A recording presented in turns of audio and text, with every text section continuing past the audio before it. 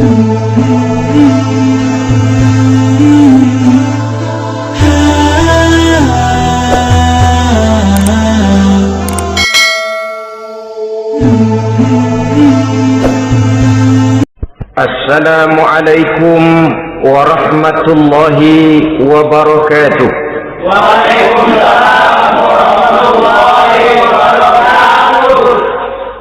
Bismillahirrahmanirrahim. Alhamdulillahi rabbil alamin. Wa bihi nasta'inu ala umuri dunya waddin. Wassalatu wassalamu ala ashrafil anbiya'i wal mursalin Sayyidina wa maulana Muhammadin wa ala alihi wa ashabihil mujahidin at-tahirin, amma ba'du. Saudara-saudara kaum muslimin rahimakumullah, di dalam surah Al-Ankabut ayat 2 Allah subhanahu wa ta'ala memberikan peringatan, ahasiban nasu ayyutraku ayyakulu amanna wa hum la yuftanun. Adakah manusia menyangka bahwa mereka akan dibiarkan saja mengucapkan amanna, dibiarkan saja mengatakan kami beriman kepada Allah, wa hum la yuftanun, padahal mereka belum diuji lebih dahulu. Ini berarti apabila seseorang sudah berani mengatakan amanna, kami beriman kepada Allah, maka hendaklah ia bersiap-siap untuk menghadapi ujian. Setelah ujian datang, barulah akan nampak nyata kadar dan kualitas keimanan yang dimiliki oleh seseorang. Timbul pertanyaan, mengapa orang yang beriman yang justru diuji oleh Allah subhanahu wa ta'ala? Logikanya tentu ringan saja, bahwa yang mengikuti ulangan di sekolah tentu adalah anak-anak sekolah. Kalau tidak sekolah, tentu saja tidak perlu ikut ulangan.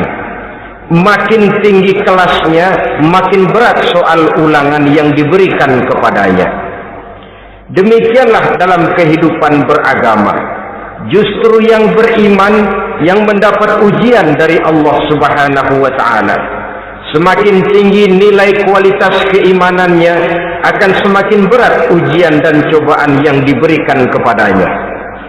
Nabi kita Muhammad sallallahu alaihi wasallam pernah pula memperingatkan.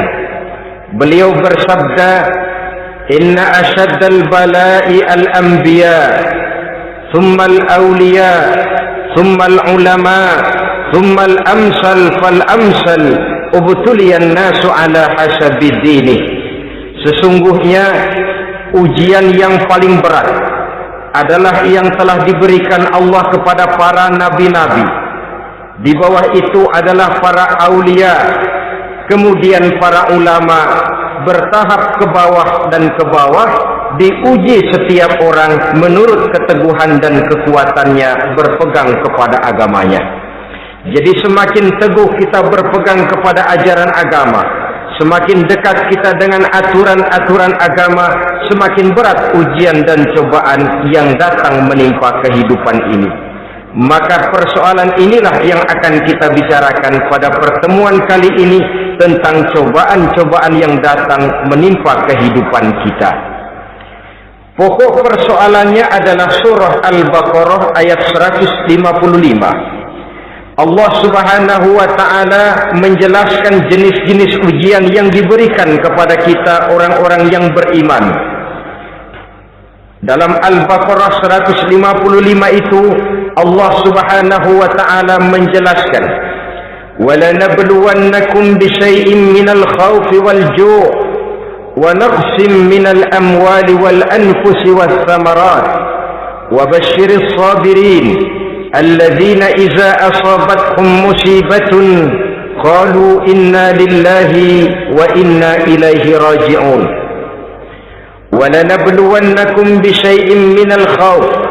Dan tentu Dan pasti, kata Allah, kami akan menguji kamu sekalian.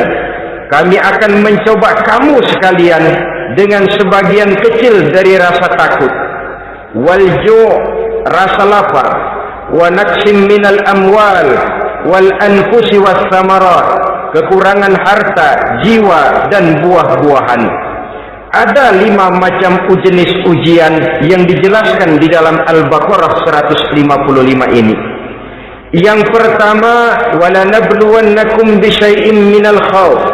Kami uji, kami coba kamu dengan sebagian kecil daripada rasa takut. Setiap manusia terlahir dengan membawa 2 sifat. Yang kontroversil, akan disebut apa seseorang bergantung kepada sifat mana yang lebih menonjol di dalam dirinya. Tiap orang punya rasa berani, tiap orang punya rasa takut.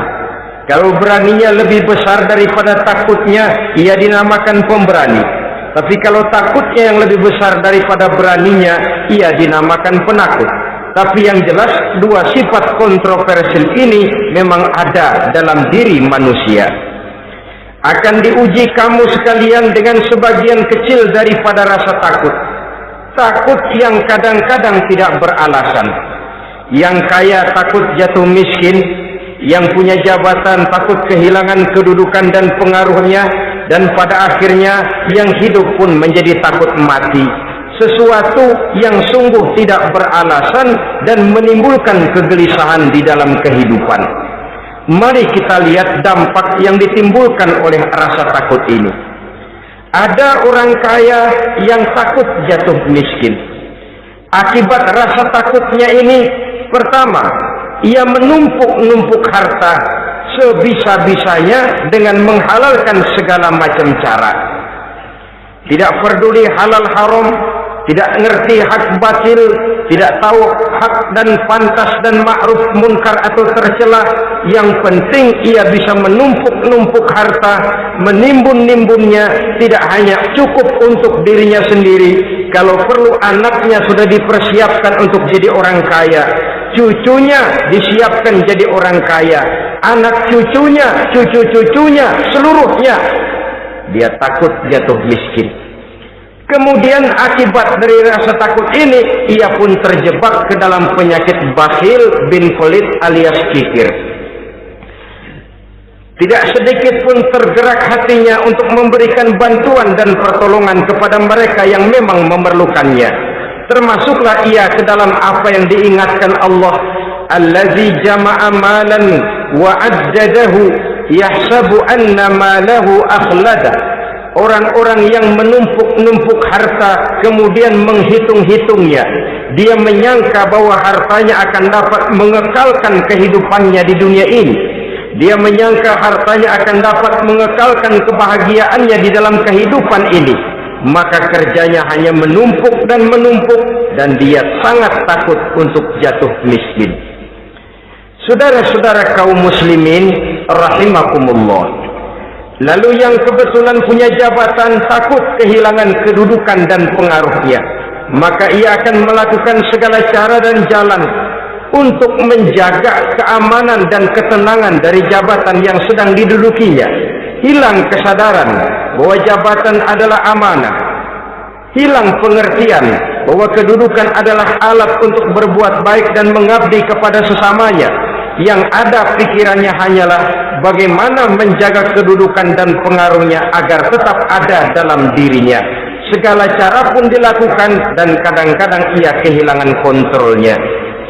Kemudian pada akhirnya manusia pun dilanda oleh perasaan takut mati. Sungguh sangat tidak beralasan sama sekali. Karena mati adalah kewajiban dari semua yang bernama hidup. Dan Nabi mengingatkan, al-mautu babun fa kullun nasi dakhilu. Mati adalah merupakan satu pintu yang setiap orang akan masuk ke dalam pintu itu. Bahkan mati sesungguhnya bisa merupakan nasihat di dalam kehidupan kita. Beliau bersabda, taraktu fikum nasihataini natiqan wa samitan. Aku tinggalkan kepada kamu 2 macam nasihat, Pertama, nasihat yang pandai bicara, dan yang kedua, nasihat yang diam saja. Sahabat bertanya, nasihat yang pandai bicara itu apa ya Rasul? Beliau menjawab, Al-Quran. Kalau nasihat yang diam saja apa ya Rasul? Beliau menjawab, maut. Saudara-saudara kaum muslimin rahimakumullah, yang kaya takut miskin, yang punya jabatan takut kehilangan kedudukan dan pengaruhnya, dan pada akhirnya yang hidup pun menjadi takut mati. Sesungguhnya takut-takut yang sangat tidak beralasan sama sekali. Jika orang kaya takut jatuh miskin, untuk itu kemudian dia menghalalkan segala macam cara untuk menumpuk kekayaan yang tidak akan habis dimakan selama 7 turunan, kemudian diiringi dengan sifat bakhil, sifat tertutup, sifat berpangku tangan melihat kesulitan dan penderitaan orang lain, maka sesungguhnya dia tidak merasa bahwa harta merupakan titipan dari Allah Subhanahu wa ta'ala, bahwa ia merupakan alat dan bukan merupakan tujuan di dalam kehidupan ini. Takut miskin adalah satu penyakit yang mengakibatkan orang lupa diri dan lupa daratan. Takut kehilangan kedudukan dan pengaruh juga adalah penyakit yang menyebabkan orang menghalalkan segala macam cara untuk menjaga kedudukan dan jabatannya. Dan takut mati juga sebenarnya sesuatu yang tidak beralasan, sebab siapa yang berani hidup harus berani pula menghadapi mati. Yang takut mati tidak usah hidup saja, karena mati adalah kewajiban bagi semua orang-orang yang hidup. Oleh karenanya, rasa takut yang tidak beralasan sesungguhnya merupakan ujian untuk menguji nilai-nilai keimanan yang ada di dalam diri kita. Orang kaya diuji dengan hartanya, pejabat diuji dengan kedudukan dan pengaruhnya, manusia hidup diuji dengan akan datangnya mati yang menjemput kehidupannya. Menghadapi ujian-ujian semacam ini, maka marilah kita menyadari, yang kaya tidak perlu takut miskin. Dari Allah harta itu datang, kepada Allah harta itu akan kembali. Yang punya kedudukan dan pengaruh tidak usah takut kehilangan kedudukan dan pengaruhnya, karena jabatan sesungguhnya merupakan amanah dari Allah Subhanahu wa ta'ala yang harus digunakan dan dianggap sebagai kesempatan untuk berbuat kebajikan sebanyak-banyaknya. Saudara-saudara kaum muslimin rahimakumullah, ini bagian pertama dari ujian-ujian yang ada dalam Al-Baqarah 155. وَلَنَبْلُوَنَّكُمْ بِشَيْءٍ مِّنَ الْخَوْفِ, kami akan uji, kami akan coba kamu dengan sebagian kecil daripada rasa takut. Takut yang kadang-kadang saya katakan sekali lagi sangat tidak beralasan. Akibatnya bisa menimbulkan gejala-gejala yang aneh di dalam kehidupan kita. Saudara-saudara, yang kedua, walju, akan kami uji kamu dengan rasa lapar. Kelaparan belum tentu identik dengan kemiskinan. Bahkan di dalam surah An-Nahl ayat 112, Allah Subhanahu wa ta'ala memberikan contoh yang sangat nyata dan jelas. وَضَرَبَ اللَّهُ مَثَلًا قَرْيَةً كَانَتْ آمِنَةً مُطْمَئِنَّةً يَأْتِيهَا رِزْقُهَا رَغَدًا مِنْ كُلِّ مَكَانٍ فَكَفَرَتْ بِأَنْعُمِ اللَّهِ وَأَذَاقَهَا اللَّهُ لِبَاسَ الْجُوعِ وَالْخَوْفِ بِمَا كَانُوا يَصْنَعُونَ. Allah memberikan contoh bagaimana keadaan satu negeri yang makmur, aman, tenang, tentram. Rezekinya datang dari segala arah. Fakafarat bi an'umillah, tapi sayang sekali penduduknya kufur dengan nikmat yang diberikan Allah Subhanahu wa ta'ala kepada mereka. Akibatnya fa'azaqahallahu libasal ju'i wal khauf, Allah timpakan kepada mereka kelaparan dan ketakutan bima kanu yasnaun, sebagai akibat dari apa yang telah mereka lakukan. Marilah kita melihat contoh dalam Al-Quran ini untuk mengadakan introspeksi di dalam diri dan kehidupan kita masing-masing. Adalah satu keberuntungan bahwa kita sebagai manusia dijadikan Allah sebagai khalifahnya di permukaan bumi ini, yang ditugaskan untuk membudidayakan alam, mengelola dan mengambil manfaatnya bagi sebesar-besar manfaat di dalam kehidupan kita. Dijadikannya bumi untuk tempat tinggal kita sebagai hamparan di mana segala fasilitas dan kebutuhan hidup kita tersedia, tinggal lagi kita pandai-pandai mengelolanya. Apalagi buat kita muslim yang tinggal di persada Nusantara tercinta Indonesia ini, satu negara yang orang katakan untayan jamrut katulistiwa, yang hijau ranau subur makmur, melahirkan slogan dengan kata gemah rifah loh jenawi toto tentrem kerto raharjo.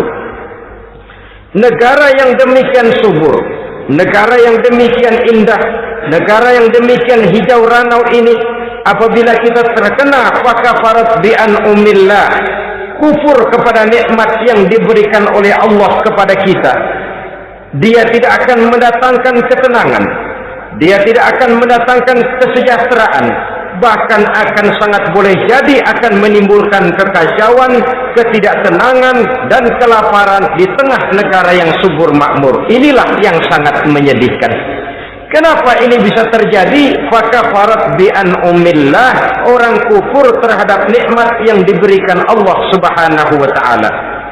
Diberikan negara yang subur, makmur, indah, hijau ranau, tapi dikelola dengan cara yang brutal dan membabi buta, menguras sumber daya alam melampaui sebagaimana yang seharusnya, sehingga memperkosa keadaan alam itu sendiri.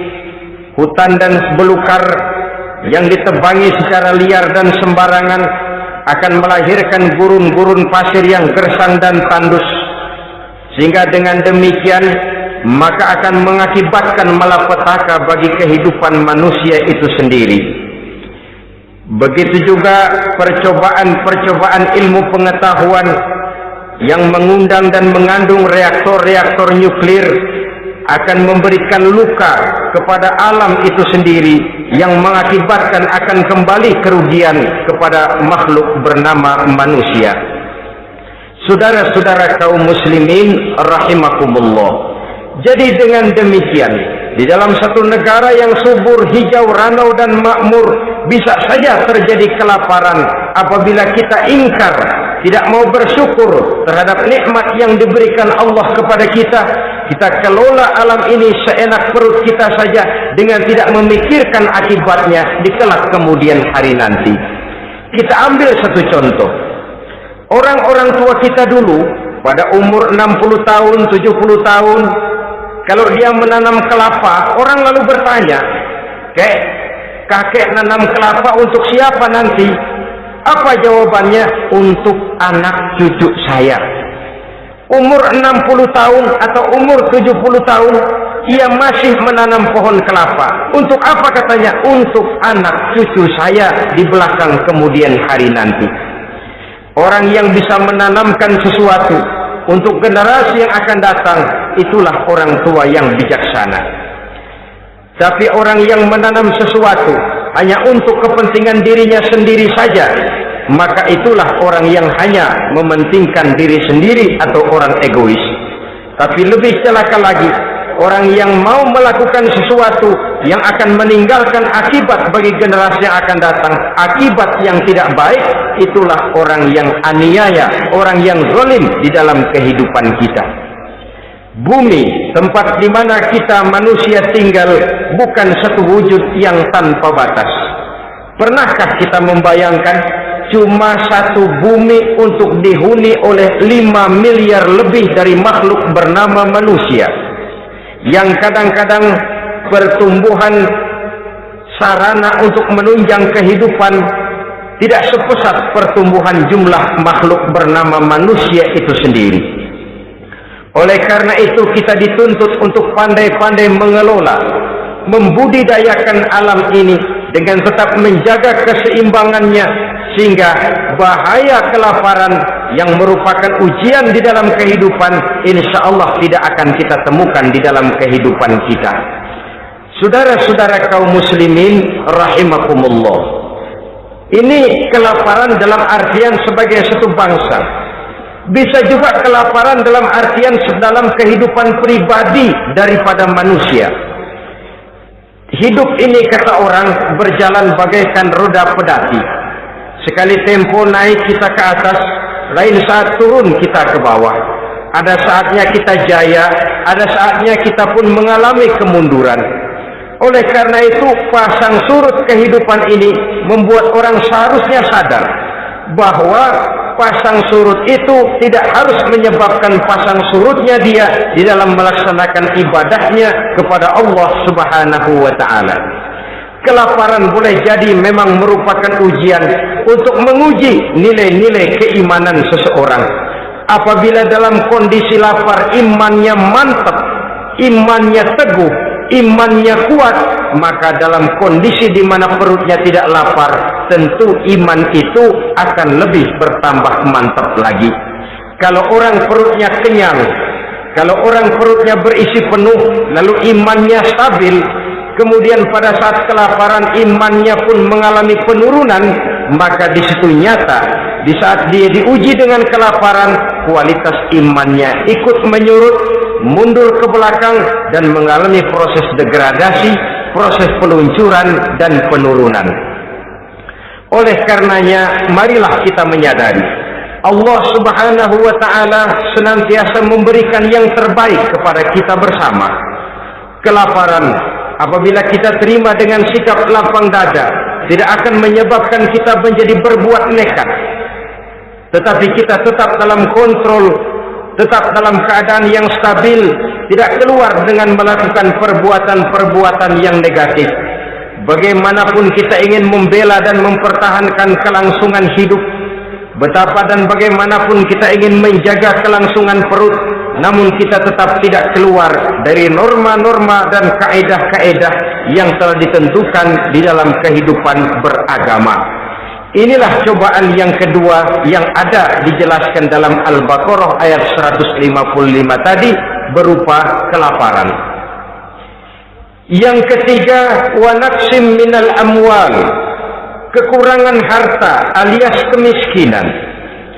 Kemiskinan, saudara-saudara, merupakan ujian dari Allah Subhanahu wa ta'ala untuk menguji sejauh mana kekuatan iman yang kita miliki di dalam kehidupan.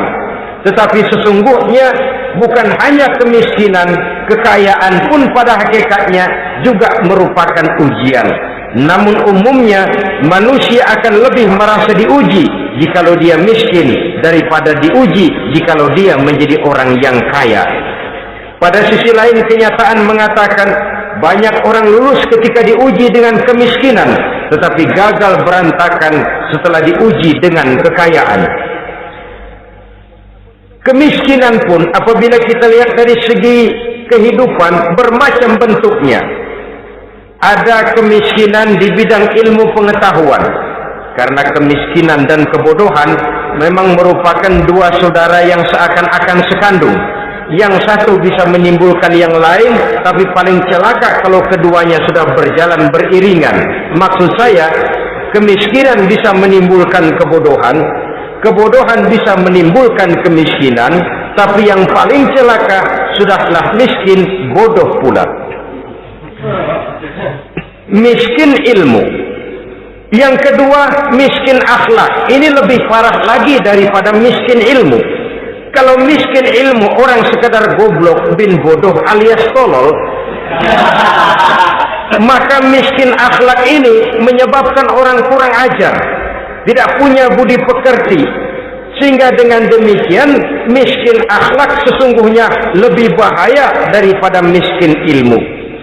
Adapun miskin yang kita kenal pada umumnya dan juga yang dimaksud dalam ayat ini adalah miskin harta. Imam Ali karramallahu wajhah pernah memberikan peringatan, kadal faqru ayyakuna kufran. Boleh jadi kemiskinan mendekatkan orang kepada kekufuran. Dengan kata lain, biasanya kemiskinan bisa membuat orang nekat. Kalau sudah nekat, maka bukan cuma harga diri yang terjual, bukan cuma keluarga yang terjual, bukan cuma nilai-nilai materi yang dimilikinya yang terjual, bahkan iman dan keyakinannya, akidah dan pandangan hidupnya pun tidak akan segan-segan digadaikannya, dijualnya untuk mengatasi kelaparan dan kemiskinan itu tadi. Padahal selalu diingatkan, pandangan dan keyakinan, iman sesungguhnya merupakan intan paling mahal, sesungguhnya merupakan mutiara paling berharga di dalam kehidupan kita. Maka kemiskinan memang merupakan ujian.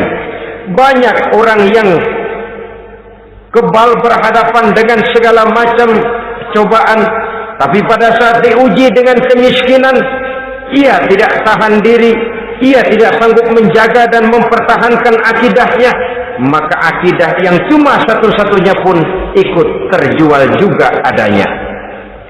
Saudara-saudara kaum muslimin rahimakumullah, mari kita menelusuri bahwa sesungguhnya Nabi menyatakan, ajaban li amril muslim, inna amrahu kullahu lahu khair. Aneh kata Nabi, aku heran kata Nabi, urusan orang Islam ini sesungguhnya semuanya baik. Baik bagaimana? Kalau dia kaya, dia bersyukur, dan itu baik.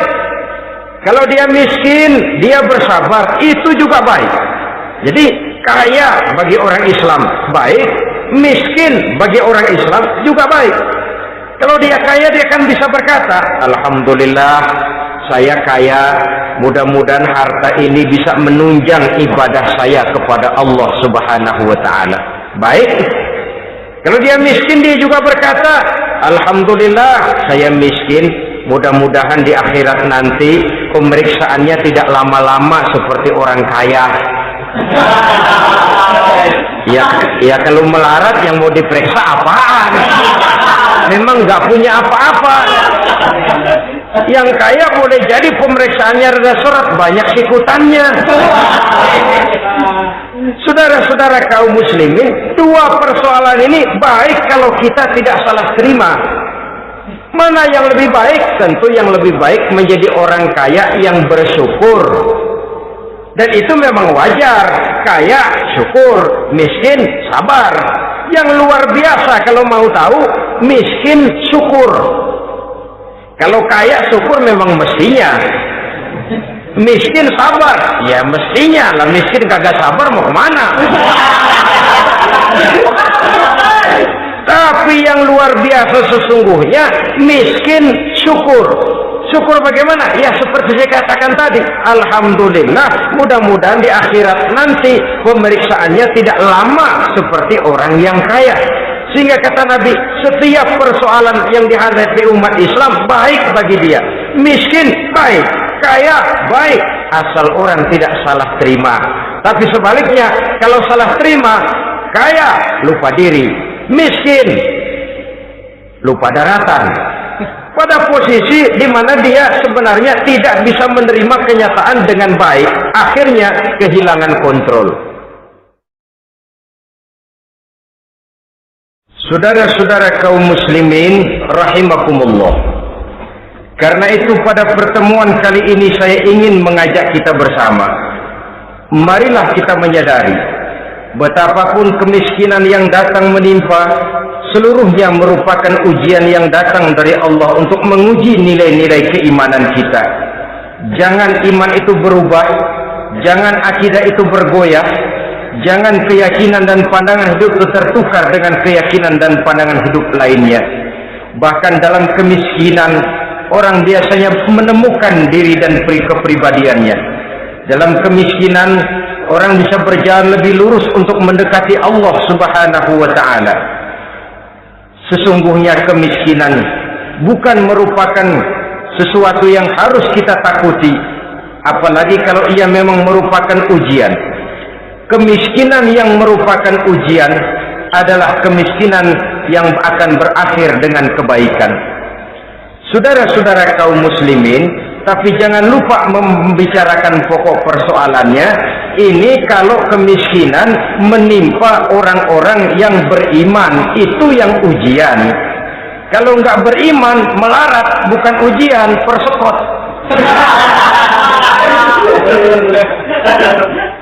Nah, orang lalu bertanya, Pak, kalau orang kafir kaya bagaimana? Nah, begini saudara-saudara, dalam agama itu ada yang disebut nikmat, ada yang disebut istidraj. Kalau nikmat itu hanya diberikan kepada hamba-hamba yang beriman. Kalau istidraj itu diberikan kepada siapa saja yang mau berusaha. Tidak soal dia beriman atau tidak, tidak soal dia mau bersujud atau tidak, asal dia berusaha dia dapat. Itu yang dinamakan istidraj. Seperti orang mancing ikan, mesti diberikan umpan. Setelah umpan itu dimakan, tidak langsung ditarik, tapi diulur dulu sampai kira-kira mata kail itu nyangkut di leher si ikan, baru diangkat ikan itu ke atas, dan sampai di atas kita bisa maklum nasib ikan tadi. Bisa digetok, bisa dibacok, bisa digoreng, bisa dipepes, tapi yang jelas nasibnya merana. Maka kalau ada orang makin jauh dari agama, makin kaya, makin tidak mau sholat, makin berlimpah hartanya, saudara tidak usah heran, cukup dalam hati saja, ikan lo. Jangan keras-keras, marah dia.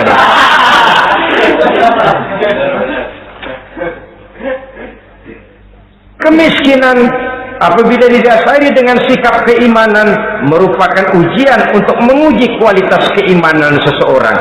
Bahkan satu hadis menyatakan, apabila Allah mencintai seorang hamba, maka diujinya hamba itu karena Allah ingin mendengar, liyasma'a tadarru'ahu, ingin mendengar ratapan orang tadi. Sama juga kita, kadang-kadang karena cinta benar kepada anak kita yang mungil, suatu saat kita ingin mendengar dia nangis, kita cubit dia. Bukan karena gemes, bukan karena benci, ingin mendengar nangisnya kok indah begitu. Saudara-saudara kaum muslimin rahimakumullah. Jadi jangan sampai ada pertanyaan, saya kan sembahyang rajin banget, kenapa miskin ya? Apabila sekali lagi didasari dengan sikap keimanan, maka kemiskinan merupakan ujian. Dan tentu anak sekolah itu kalau lagi ujian berat, capek, sakit hati, peras keringat, banting tulang, kepanasan, kehujanan, kenikmatan baru akan dia rasakan pada saat terima rapot pengumuman kenaikan kelas. Di situ kenikmatannya terasa. Demikian menghadapi ujian, kita cuma mengeluh, kenapa ada rasa takut, kenapa kelaparan, kenapa kemiskinan. Di balik semua itu, apabila kita sudah merasakan naik kelas, akan terasalah kenikmatannya. Itu ujian yang ketiga. Yang keempat yang diceritakan dalam Al-Baqarah 155, wal anfus ay wa naqsim minal anfus, kekurangan jiwa atau kematian. Saudara-saudara, yang hidup takut mati, padahal semua makhluk hidup harus berani mati. Bagaimanapun takutnya kita kepada mati, bisakah kita menghindarkan diri dari dia? Bagaimanapun kita tidak ingin bertemu malaikat maut, kemana kita akan lari bila dia datang mengetuk pintu? Bagaimanapun kita ingin menghindar dari pertemuan dengannya, kemana kita akan lari apabila dia sudah datang hendak menjemput nyawa? Karena itu memang ada satu prinsip yang dijelaskan oleh para ulama kita, iskariman au mut syahidan. Mati dan hidup dua hal yang tidak terpisahkan. Oleh karenanya, kalau memang hidup, hiduplah secara mulia. Kalau mati, matilah secara syahid. Hidup mulia atau mati syahid. Jangan terbalik. Hidup sia-sia, mati konyol.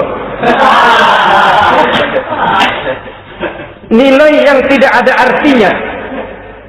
Alangkah nikmatnya hidup yang berisi kemuliaan, dan alangkah indahnya mati dalam nilai syahid. Saya ingin menyegarkan ingatan saudara-saudara, kepada sikap Nabi Allah Ismail alaihi salam ketika menghadapi keputusan dari Allah Subhanahu wa taala memerintahkan Nabi Ibrahim alaihi salam untuk menyembelih leher anaknya Ismail, yang ini berarti adalah kematian. Ketika datang perintah untuk menyembelih leher Nabi Ismail, Nabi Ibrahim berkata kepada putranya, "Ya bunayya inni ara fil manami anni azbahuka fanzur maza tara."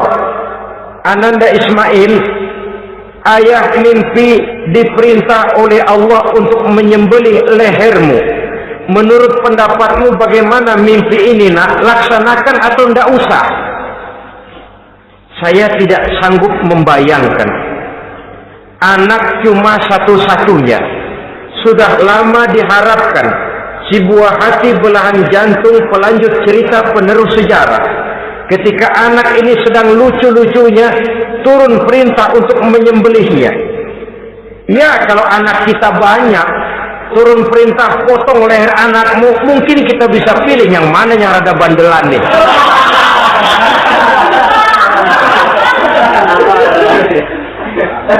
Tapi ini anak cuma satu-satunya. Lucu, sudah lama diharapkan. Dan memang itu juga merupakan ujian kepada Nabi Allah Ibrahim. Seolah-olah Allah berkata, "Hai Ibrahim, dahulu sebelum kau punya anak, kau memang cinta kepadaku. Sekarang setelah kau punya anak, masuk rasa cinta anak ke dalam hatimu. Buktikan Ibrahim, mana yang lebih besar, cintamu kepadaku, kata Allah, atau cintamu kepada anakmu. Sembelih leher anakmu."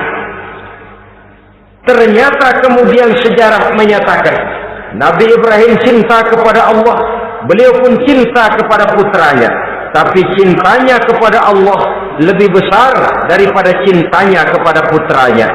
Sehingga ketika turun perintah penyembelihan, itu pun dilaksanakannya, tapi tetap musyawarah dulu.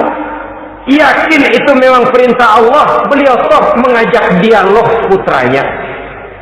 Ini yang penting dalam kehidupan kita, dialog. Nah, bapak mimpi diperintah Allah untuk menyembelih lehermu. Menurut pendapatmu bagaimana nak? Laksanakan atau tidak?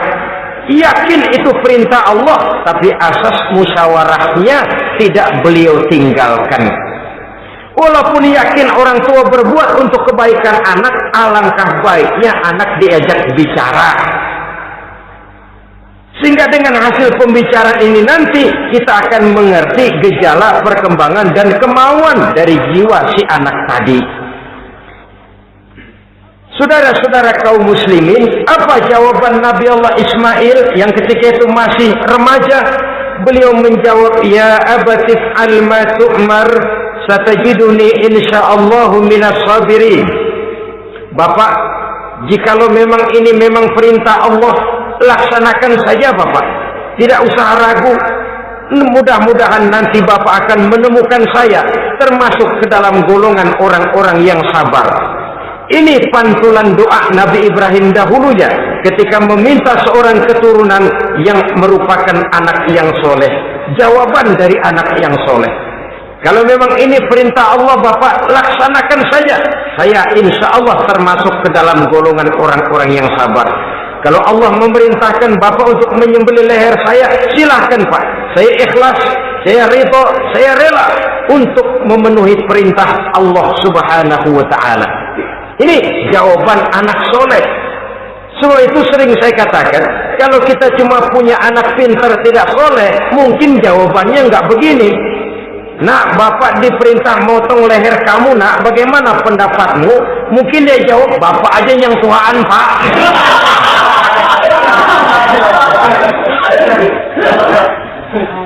Saudara-saudara kaum muslimin rahimakumullah. Jadi prinsip ini gugur memenuhi panggilan Allah. Hidup mulia atau mati dengan syahid. Dua pilihan yang harus dua-duanya bisa kita laksanakan. Iskariman au mutsyahidan. Kalau hidup, hiduplah dalam kemuliaan.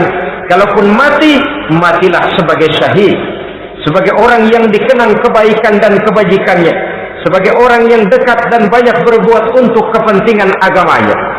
Jangan tidak tercapai kedua-duanya. Hidup tidak punya nilai, mati pun tidak punya arti. Sia-sia semuanya. Kita masih hidup, orang anggap enggak ada. Dalam istilah tauhid disebut wujuduhu ka'adamihi. Adanya sama dengan tidak adanya. Dia sih ada apa enggak ada sama, gitu-gitu juga. Alangkah ruginya kalau ada kita dianggap sama dengan tidak ada. Apalagi kalau kita sudah tidak ada, ya tidak ada beneran. Iskariman au mutsyahidan. Hiduplah mulia atau matilah sebagai syahid. Saudara-saudara kaum muslimin rahimakumullah, mati sesungguhnya juga merupakan ujian untuk menguji sejauh mana persiapan yang sudah kita lakukan di dalam kehidupan ini untuk menyambut, dan tidak cuma sekedar untuk menyambut, tapi juga untuk mengarungi kehidupan sesudah kematian itu sendiri. Sebab kematian bukan akhir dari segalanya. Kematian cuma satu pintu di mana kita akan masuk dan akan berjalan kembali menelusuri fase-fase kehidupan yang telah ditentukan oleh Allah Subhanahu wa taala. Saudara-saudara kaum muslimin rahimakumullah, pembicaraan tentang kematian ini pun bisa kita evaluasi. Ada yang takut mati usahanya, ada yang takut mati karirnya, ada yang takut mati rezekinya, ada yang takut mati batinnya, ada yang takut mati jasmaninya, dan lain sebagainya. Seluruh ketakutan kepada kematian itu memang merupakan hal yang wajar. Ada yang takut mati usahanya, ada yang takut mati karirnya, ada yang takut mati rezekinya. Tapi kalau ketakutan itu lalu melahirkan perbuatan-perbuatan negatif yang menimbulkan penyimpangan, itu sudah di luar dari yang seharusnya. Kematian merupakan ujian. Menghadapi segala macam ujian termasuk kematian ini akan kita bicarakan pada bagian penutup nanti. Yang kelima, saudara-saudara, ujian yang dijelaskan dalam Al-Baqarah 155 tadi, wa naqsim minas samarat, kekurangan buah-buahan. Kekurangan buah-buahan bisa berarti paceklik. Ini juga bisa diakibatkan oleh apa yang dijelaskan dalam An-Nahl 112 tadi. Orang kufur kepada nikmat yang diberikan Allah Subhanahu wa taala. Orang jauh dari petunjuk-petunjuk agama, merasa segala persoalan bisa dipecahkan dengan kemampuan otaknya, hilang rasa ketergantungannya kepada Allah Subhanahu wa taala. Maka usahanya bisa berakhir dengan yang tidak diharapkan. Sudah bikin target, tahun ini kita bakal panen raya besar. Tahu-tahu tikus ngamuk. Habis padi digarap oleh tikus, panen bisa gagal. Bahkan beberapa tahun yang lalu kita masih ingat bagaimana ulat-ulat menyerbu pohon-pohon jambu. Ribuan batang pohon jambu, ribuan pohon-pohon jambu itu mati. Lalu jambu-jambu itu tidak bisa lagi dimanfaatkan dalam kehidupan. Tikus yang menyerbu sawah, ulat yang menyerbu pohon-pohon jambu, angin topan, puting beliung, gempa bumi, itu sudah proses-proses di luar kemampuan manusia untuk mendeteksinya. Disinilah manusia harus sadar bahwa setelah ia berusaha dan berusaha sesuai dengan keterikatannya kepada hukum alam, kepada sunnatullah, maka ia harus punya sandaran vertikal kepada Allah Subhanahu wa taala, agar bila usahanya berhasil, dia tidak lupa diri dan lupa daratan. Dan apabila usahanya kemudian ternyata gagal, dia tidak menjadi putus asa, buruk sangka, sempit hati, sempit pandangan. cobaan datang dari Allah Subhanahu wa ta'ala berupa kekurangan buah alias paceklik. Saudara-saudara, menghadapi cobaan dan ujian yang saya katakan tadi, 5 macam ini, apa konsepnya, apa jalan keluarnya? Ayat selanjutnya dalam kalimat tadi menjelaskan, wabasyiris sabirin, menghadapi ujian-ujian dalam hidup, baik rasa takut, kelaparan, kemiskinan, kematian, kekurangan harta, kekurangan buah-buahan. Wabasyiris sabirin, gembirakan orang-orang yang sabar. Menghadapi segala macam ujian tadi, gembirakan orang-orang yang sabar. Siapa orang yang sabar itu? Alladzina iza asabathum musibatun qalu inna lillahi wa inna ilaihi raji'un. Yaitu orang-orang yang apabila menghadapi ujian, ditimpa musibah, mereka berkata, sesungguhnya kami berasal dari Allah dan sesungguhnya kepada Allah pula kami akan kembali. Bukan cuma sekedar ucapannya, tapi penghayatannya kepada filsafat yang terkandung di dalam kalimat itu tadi. Maka jadilah dia semacam lipstick, jadilah dia semacam dekorasi. Apabila kita berjanji dan dalam hati kita sudah ada kemungkinan besar kita tidak akan datang, kita tetap menggunakan kata-kata insya Allah. Padahal yang jelas tidak akan mau datang adalah kita. Kita sandarkan dan kita kembalikan itu kepada Allah. Sesungguhnya kami berasal dari Allah. Sesungguhnya kepada Allah juga kami akan kembali. Bukan cuma sekedar ucapannya, tapi juga penghayatan kepada filsafat yang terkandung di dalamnya.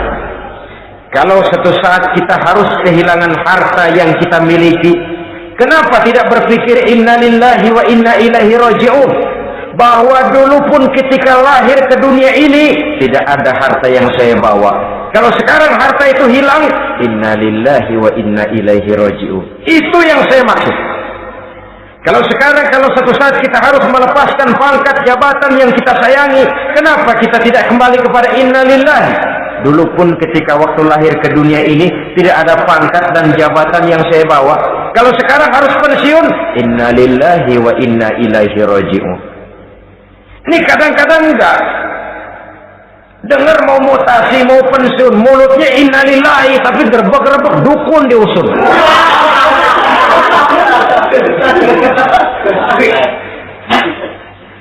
Keluarganya meninggal, mulutnya innalillahi, tapi nangisnya tetap nggak mau berhenti. Bukan cuma sekedar ucapannya, tetapi penghayatan kepada nilai dan filsafat yang terkandung di dalam kalimat innalillahi itu. Sesungguhnya segalanya saja berasal dari Allah. Segalanya saja akan kembali kepada Allah Subhanahu wa ta'ala. Kalau ini yang kita jadikan landasan, maka sesungguhnya menghadapi berbagai ujian ini kita tidak akan salah singkap, tidak akan salah tingkah, tidak akan salah sikap. Kalau sudah ini dasar dan fondasi yang menjadi landasan tempat di mana seluruh cobaan datang bertumpu, segalanya datang dari Allah, segalanya akan kembali kepada Allah, maka betapapun bertumpu ujian datang menimpa, rasanya tidak akan lagi membuat kita goyah, karena fondasi tempat kita berdiri sudah demikian kokoh dan kuatnya. Dan fondasi itu inna lillahi wa inna ilaihi raji'un. Segalanya datang dari Allah, segalanya akan kembali kepada Allah Subhanahu wa ta'ala. Keyakinan ini memberikan kelapangan jiwa. Dari kelapangan jiwa maka akan tertuang ketenangan dan ketentraman. Jauh dari stres, jauh dari darah tinggi, jauh dari bingung, jauh dari rasa takut. Segalanya sudah kita kembalikan kepada Allah Subhanahu wa ta'ala. Saudara-saudara kaum muslimin rahimakumullah.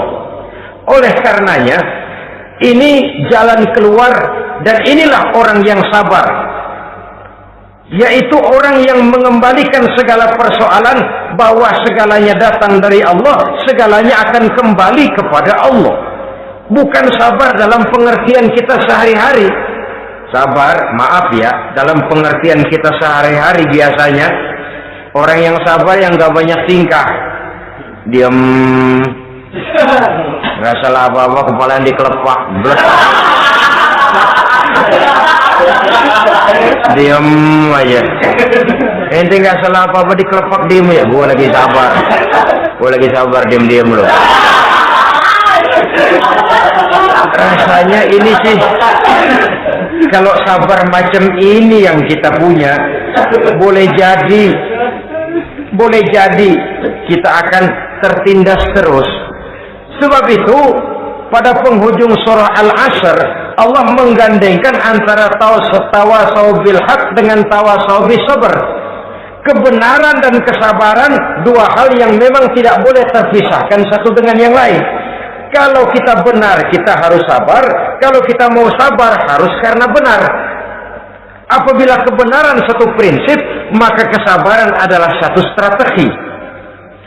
Prinsip yang tanpa strategi bisa membuat kita tidak akan mencapai tujuan yang kita harapkan.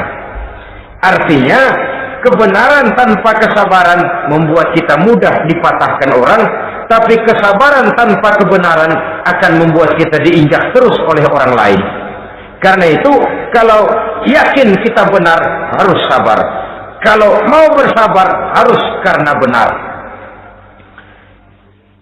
Dalam hal ini, sifat sabar yang dicontohkan oleh Rasulullah Sallallahu Alaihi Wasallam sungguh memang merupakan jadi panutan.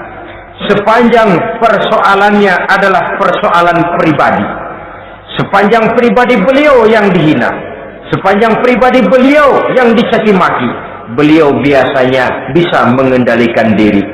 Tapi kalau sudah agama masalahnya, maka beliau pun tidak segan-segan mencabut pedang, maju ke medan perang. Bukan untuk memaksakan agama dan keyakinan, karena agama dan keyakinan memang tidak bisa dipaksakan. Tapi untuk menjaga, membela dan mempertahankan agama dari hinaan, cemoohan dan caci maki orang lain. Yang kita lakukan sebaliknya. Kalau pribadi kita yang dihina, marahnya 17 langit. Tapi kalau sudah agama dicaci maki orang, agama dihina orang, agama diremehkan orang, biarin dah, masih banyak ustaz. Cuma masalah ustadzkah agama itu? Cuma urusan kiaikah agama itu? Tidak. Agama itu urusan setiap pribadi muslim. Ya, dia jadi pengusaha, ya dia jadi pejabat, ya dia jadi seniman, ya dia jadi teknokrat, ya dia jadi ekonom, ya dia jadi pakar di berbagai bidang. Agama adalah masalah setiap kita. Kalau pribadi Nabi yang dicaci, pribadi yang dihina dan dicemoohkan orang, beliau mengendalikan diri. Tapi kalau sudah agama taruhannya, beliau tidak segan-segan cabut pedang, maju ke medan perang. Sabar, tapi pada tempatnya. Sabar tidak dalam artian diam, ndelohom, ayem-ayem, gelenggem, menunggu embun yang turun dari langit. Emang lagi lapar, sabar aja. Nggak usah makan, nanti juga waktunya Tuhan kasih kenyang-kenyang. Kalau sabar macam ini yang kita pakai, lapar terus dah. Emang giliran sakit, sabar aja. Nggak usah berobat, nanti juga waktunya baik, sembuh. Mati terus dah.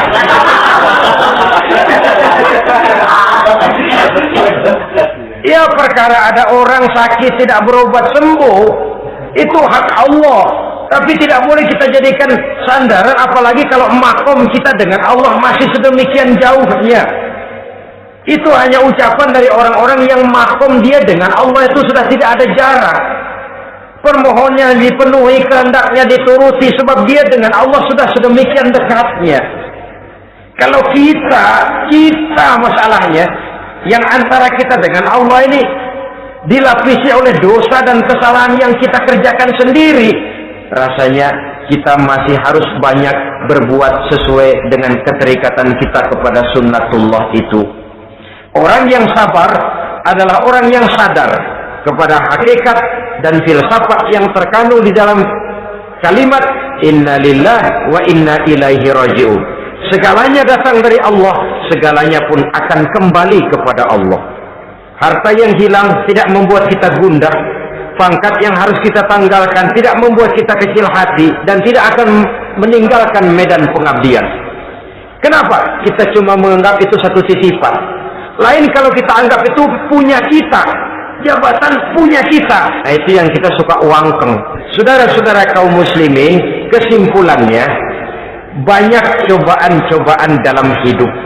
Yang dibicarakan dalam Al-Baqarah 155 ini sebagian kecil dari rasa takut, kelaparan, kemiskinan, kematian, dan kekurangan buah-buahan. Menghadapi segala macam ujian tadi, kembalilah kita kepada dasar inna lillahi wa inna ilaihi raji'un.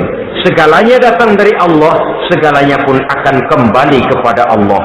Semoga dengan sikap ini kita akan lapang dada menghadapi ujian, dan akan semakin tangguh iman dan akidah kita menghadapi cobaan yang datang menimpa. Inilah pertemuan pada kali ini, semoga ada manfaatnya.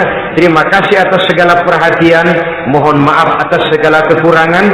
Usikum wa nafsi bitaqwallah. Wassalamualaikum warahmatullahi wabarakatuh. Waalaikumsalam.